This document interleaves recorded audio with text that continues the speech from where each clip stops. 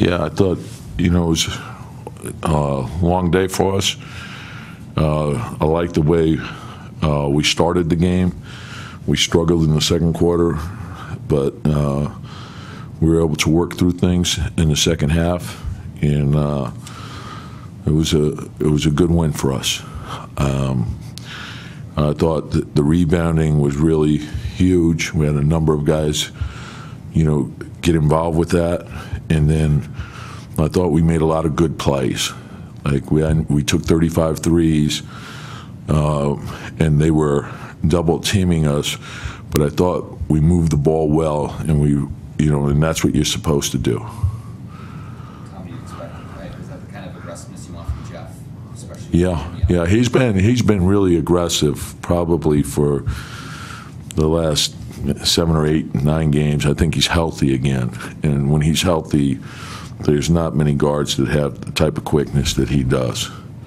So, and I think he's got a great mix going right now of penetration into the lane to create easy offense. He's looking for his shot, making the defense play honestly. He's doing a heck of a job for us right now. You talked about how you guys have had to sacrifice shot scoring opportunities, things like that, with all the talent. Do you see maybe some of Jimmy's shots going Jeff's way? Well, like the thing, I like the way Carl played too. From this standpoint, I think early on he was being double teamed quite a bit, and he sort of, I don't want to say frustrated, but it slowed him down a little bit. And then he got going, and he was making really good plays out of the post for us. And if you do that, the game's easy for everyone. And so I thought Wig did a good job against the double team. I thought Carl did a good job against the double team. And I thought the way Jeff ran the team was great. And then I also thought that the start of the fourth quarter, that group played terrific. When it was Tyus, Jamal, Gorgie, Carl, I believe it was Belly for a stretch in there as well. So that group really got us, going pretty good. And we needed everyone, and everyone stepped.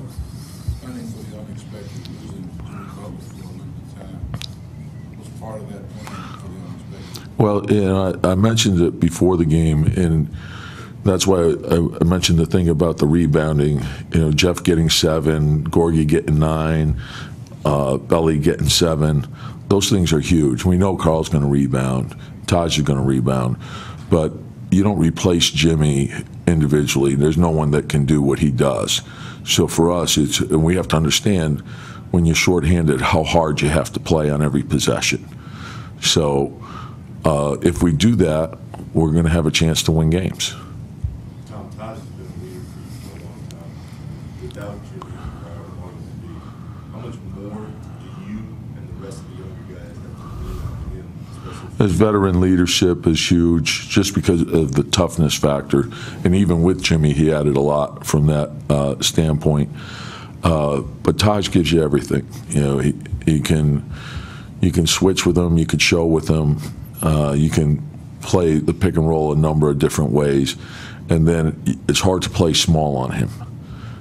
He's going to make you pay for that, and so the aggression is really good. He's got great feet, and he runs the floor. Like oftentimes, there's no stat in the box score that says how many times he sprinted the floor, but what that does is it opens up opportunities for everyone else. So he gets some, but more often than not, he's creating space for other people. And that's really an act of unselfishness, and it shows you his commitment to winning. Even on the cross match tonight, he was snuffing Markkanen. And Markkanen's a tough cover. He's really skilled. They spread you out really well. And Portis has really developed into a terrific player, and their team plays hard. I thought Chris is really having a terrific year for them, and as is Zach. So you're concerned because that team can put points on the board, and you don't feel like any lead is safe.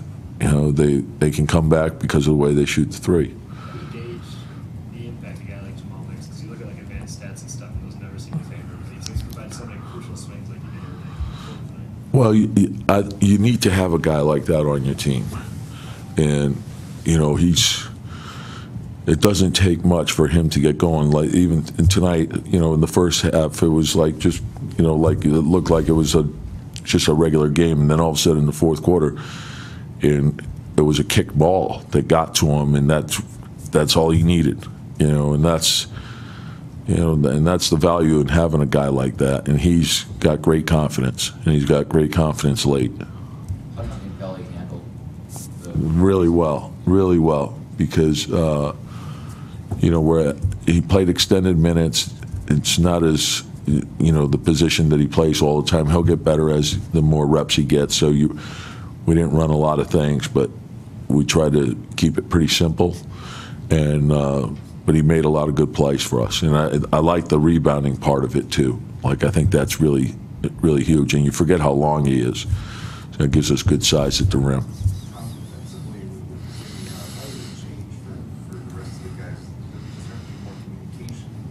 Well, same thing, because you're taking really a guy who can defend the primary scorer on the other team out, so that challenge is going to fall more to Wig, and you know, we're going to have to do it collectively. Our margin of error is not as great, but even with Jimmy, it's something that we have to work on team-wise to get to where we want to go.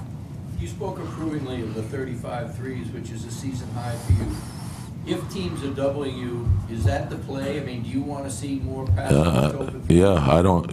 Once you force the shift and the collapse of the defense, just make the right play. And we've done a good job of scoring in the paint. You know, you want the restricted, you know, the paint, you know, at the rim, the layup. You want the free throws. We've done a good job with that.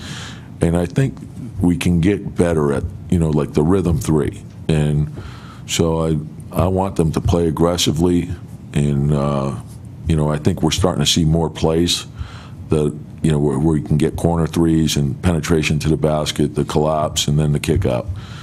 But you know, certainly with the double teams, whenever you can get two on the ball, and Carl commands a double team, Wade commands a double team, and usually with Jamal, they wait and see a little bit, and then if he hits a couple, then they start double teaming him. And he's very good also at getting the ball out of the trap. And so we got to make sure we get to the right spots so we can get that pass out.